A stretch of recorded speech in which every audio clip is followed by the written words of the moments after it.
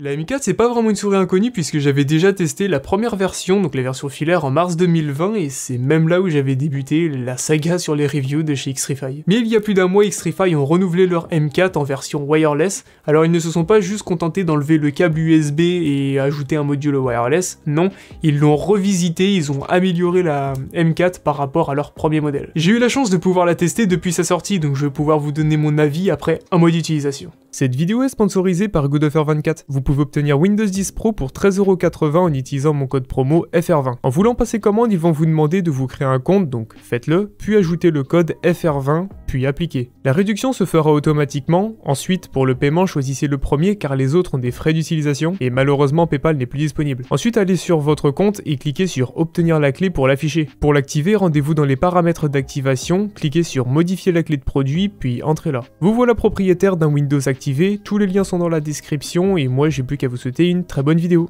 En accessoires et équipements, c'est la même chose que ses grandes sœurs, patin de rechange, guide d'utilisation car elle ne possède pas de logiciel, je tiens à rappeler, petite keycaps, câble de rechange, dongle wireless et coque interchangeable. Ça c'est comme avec la M42. Sur cette nouvelle coque comparée à l'original, la différence c'est pas vraiment la hauteur qui change mais la fermeté dans le creux de la main. La coque secondaire offre plus une prise en main plus ferme avec plus de contrôle si vous aimez bien avoir tout l'arrière de la coque dans le creux de la main, c'est celle-ci qu'il vous faut. Par défaut l'autre c'est plus une utilisation générale de la M4. Personnellement j'aime bien les deux, ça va dépendre surtout du style de FPS joué. Par exemple avec la coque de base, j'ai plus de contrôle dans Apex avec le Wingman et une assez bonne liberté avec les autres AR. Comparé à la seconde ou dans Valorant sur de courtes distances avec souvent des flickshots, là j'ai une meilleure prise en main bien précise dans chaque mouvement. Le plastique latéral de base lui était un peu glossy sur la première version, je me rappelle, là tout est mat partout sur la coque, ce qui est une très bonne chose. Au niveau de la résistance globale, c'est assez similaire à sa première version.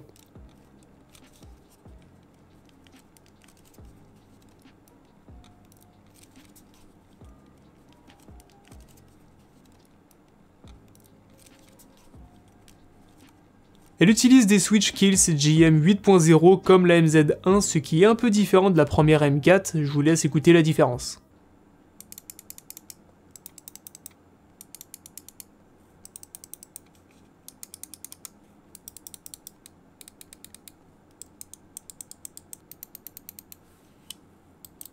Elle mesure pareil 120 mm de longueur pour 60 de largeur et 39 de hauteur quelle que soit la coque. Pour un poids de 71 grammes, elle pèse 1 gramme de plus que la version filaire, mais ça ne se sent absolument pas. Ce qu'on ressent surtout c'est la liberté et le confort du wireless, ça c'est clair. En capteur, Xtrfy ont fait les choses différemment en choisissant de mettre le Pixar 3370 contre le 3389 habituel, et monte jusqu'à 19,4 dpi contre 16K. En dessous de la souris, le bouton pour changer le polling rate, et le reste ça se fera avec le bouton du dessus, donc le DPI, RGB, PGDN. Le PGDN ça sert à changer le polling rate et aussi le debounce des clics. Grosse nouveauté que je n'avais jamais vue avant sur d'autres souris sans fil, c'est la possibilité de déplacer la position de la batterie en dévissant deux prévis, car vous ne pouvez pas les enlever, ce qui est un plus, on va pas se mentir, pour éviter de les perdre ou ne pas savoir comment les refixer après. Si vous souhaitez la mettre un peu plus en avant, au centre ou en arrière, j'ai remarqué pas une énorme différence sur le ressenti, mais on remarque bien qu'il y a plus de légèreté à l'avant quand la batterie est à l'arrière. J'ai un peu plus de contrôle et ça me plaît, et l'inverse avec la batterie à l'avant, ça va surtout dépendre de votre préférence en fonction du style de jeu. Sur la glisse, quasiment rien à dire, les patins sont en PTFE, ils font 0,8 mm et font très bien le taf puisqu'ils sont de qualité. De base, le feeling avec la version filaire est très lisse, mais là, avec le sans fil, bah c'est un bonheur. La batterie, c'est une 500 mAh capable de tenir jusqu'à 75 heures, moi je sais qu'elle me tient maximum une, voire une semaine et demie sans le RGB. Et avec un peu moins d'une semaine, donc une autonomie assez conséquente, et ça c'est cool. Chose très appréciée, c'est l'adoption du port USB-C à l'avant, c'est le futur, c'est universel, c'est trop bien. Pour le câble de rechargement, ce que j'ai vraiment apprécié, c'est l'effort du détail. Ils nous fournissent un câble de rechange d'1,8 m en USB-C, mais tout en étant S-Cord. En gros, c'est le même câble que celui de la MZ1. Ils auraient pu nous mettre un câble USB-C standard en PVC ou tressé juste pour la recharge, mais non. Ils ne veulent pas faire les choses à moitié et offrir un maximum de qualité et de détails dans l'ensemble du bundle. En plus de ça, ils apportent l'innovation. J'aurais jamais moi pensé perso pouvoir changer la batterie sur une souris sans fil. Bon après c'est pas grand chose, mais c'est quand même un plus, c'est quand même un truc quoi. Ça, ou pouvoir changer la coque de sa souris, enfin je trouve ça vraiment stylé.